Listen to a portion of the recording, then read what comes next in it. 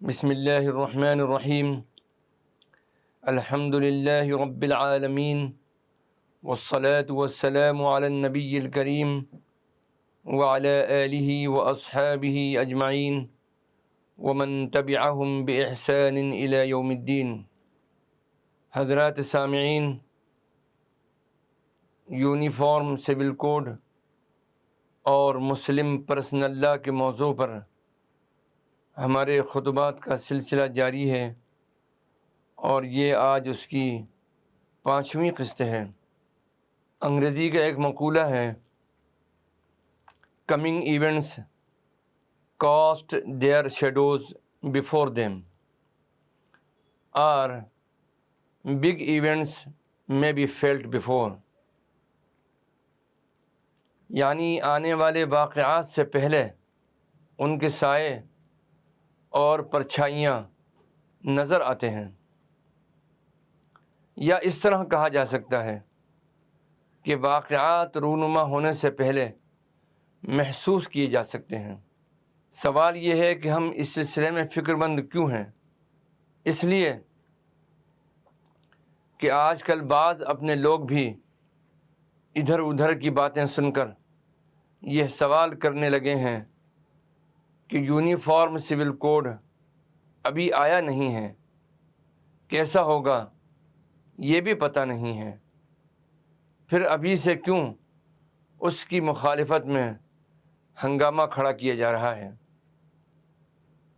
پہلے آنے دیجئے، دیکھتے ہیں آتا کیا ہے۔ دوسرے مذہب کے لوگ بھی ہیں، خود ہندوؤں میں اختلاف ہے، دوسروں کو آگے بڑھنے دیجئے۔ ابھی سے شور شرابہ کر کے ساری جد و جہد اپنے سر لینے کی کیا ضرورت ہے؟ یہ بات صحیح ضرور ہے، مگر مکمل درست نہیں، آدھی صحیح ہے۔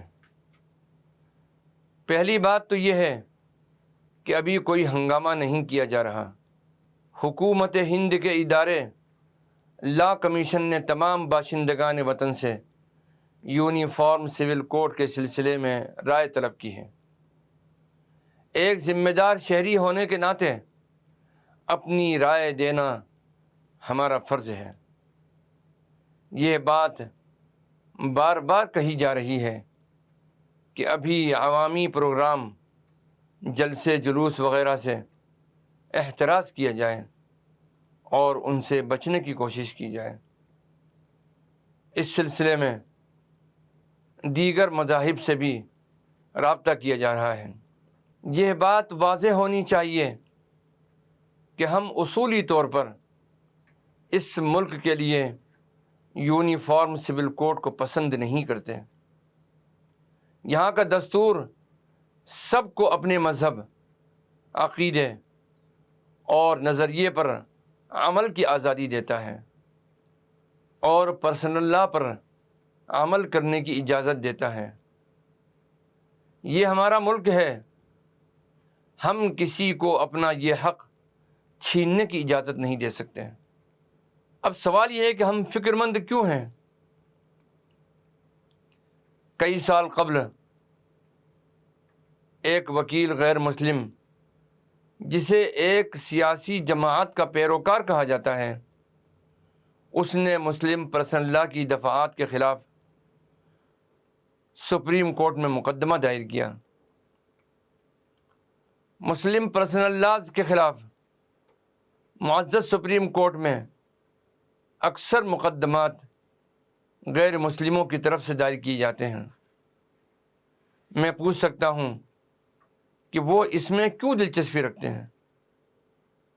مجھے یہ کہتے ہوئے افسوس ہو رہا ہے کہ خواتین کی آزادی کے نام پر کیا یہ صرف مسلم پرسنل لاء کے خلاف سازش نہیں ہے؟ کسی بھی حتمی نتیجے پر پہنچنے سے پہلے ان تینوں کے تعلق کو ہمیں اچھی طرح سمجھ لینا چاہیے۔ نمبر 1، مسلم پرسنل لاء۔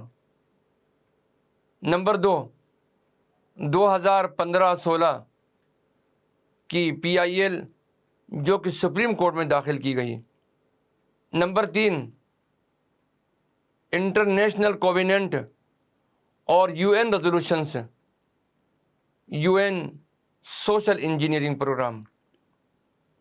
ان پیچیدہ مسائل پر ایک نظر ڈالنے کے لیے ہم آپ کے سامنے ایک دلچسپ کیس اسٹڈی پیش کرتے ہیں۔ کرناٹک ہائی کورٹ کے فیصلے کے خلاف 2 فریقوں نے معزز سپریم کورٹ میں اپیل دائر کی۔ دونوں فریق ہندو تھے۔ اس کیس میں مسلم پرسنل لا کا کوئی لین دین اور کوئی تعلق نہیں تھا، لیکن معزز سپریم کورٹ نے مسلم پرسنل لا کے معاملے کو بھی اچھالا۔ اکتوبر 2015 میں اس تنازع نے ایک نیا موڑ لیا جب سپریم کورٹ نے یکساں سول کوڈ UCC کی ضرورت کا اظہار کیا۔ اس نے یہ بھی حکم دیا کہ ایک سو موٹو یا PIL علیحدہ دائر کی جائے تاکہ عام امتیاز کا سامنا کرنے والی مسلم خواتین کے معاملات کو دیکھا جا سکے۔ اس کے بعد 2015-16 کے اندر سپریم کورٹ میں ایک PIL داخل کی گئی۔ یہ صرف بھائی اور بہن پھولوتی اور پرکاش کا معاملہ تھا۔ مقدمہ ہندو جانشینی ایکٹ 1955-56 اور 2005 کے تحت والد کی جائیداد سے متعلق تھا۔ 2010 میں کرناٹک ہائی کورٹ نے بہن پھولوتی کے حق میں حکم جاری کیا۔ 2013 کے اندر اس حکم کے خلاف بھائی سپریم کورٹ پہنچ گیا۔ اس کیس کا کسی پرسنل لا سے کوئی تعلق نہیں تھا، لیکن اسے غیر ضروری طور پر گھسیٹا گیا۔ 2015 سپریم کورٹ کا حکم 2 حصوں کے اندر تھا۔ اس کا پہلا پارٹ یہ تھا کہ سپریم کورٹ نے کرناٹک ہائی کورٹ کے حکم کو کالعدم قرار دے دیا، بھائی پرکاش کے حق میں حکم جاری کر دیا، جس کے نتیجے میں ہندو خاتون پھولوتی کو نقصان پہنچا۔ اس کا دوسرا حصہ یہ ہے کہ مسلم پرسنل لا میں صنفی امتیاز کے نام کے اوپر یکساں سول کوڈ کا مسئلہ اٹھایا گیا، جسے جینڈر ڈسکریمنیشن کہا جاتا ہے۔ What is Beijing +5 UN resolution? اس موضوع پر مختصر روشنی ہم پہلے ڈال چکے ہیں، آنے والے وقت میں انشاءاللہ اس پر تفصیلی روشنی ڈالیں گے۔ معزز سپریم کورٹ نے اپنے حکم نامے میں خواتین کے حقوق کے حق میں بین الاقوامی کنونشنز اور میثاقوں کا حوالہ دیا۔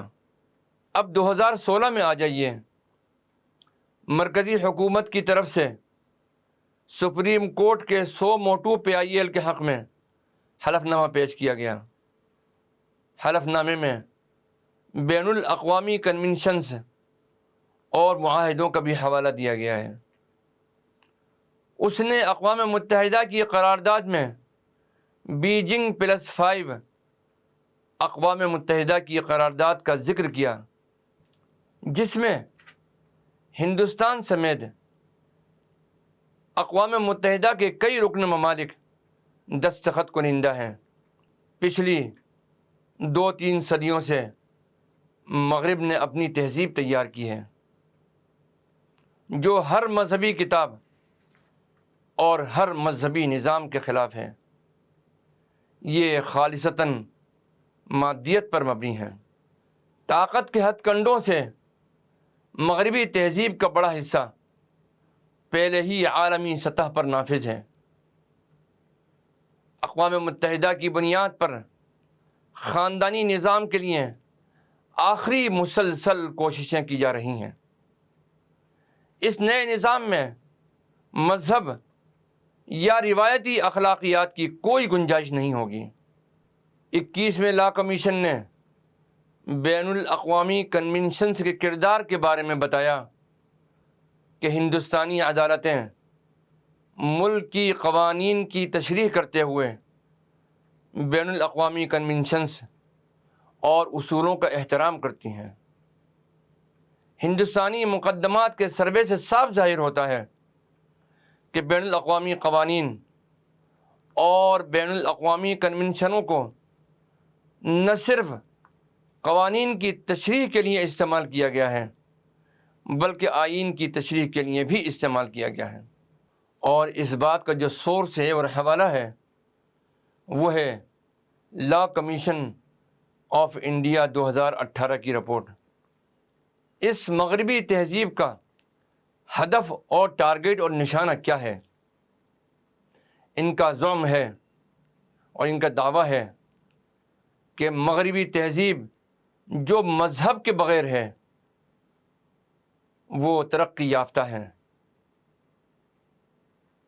تمام تہذیبوں کو مغربی تہذیب میں ضم کر دینا یہ ان کا ہدف اور نشانہ ہے۔ یہ منفی پروپیگنڈے یا طاقت کے ذریعے یا دستخط کرنے والے ممالک کی مدد سے حاصل کیا جا سکتا ہے۔ اس پر عمل شروع ہوا سن 2000 سے، اور اس کا ٹارگٹ یہ ہے کہ اس نئے نظام کو 2030 تک پوری دنیا میں نافذ کر دینا ہے۔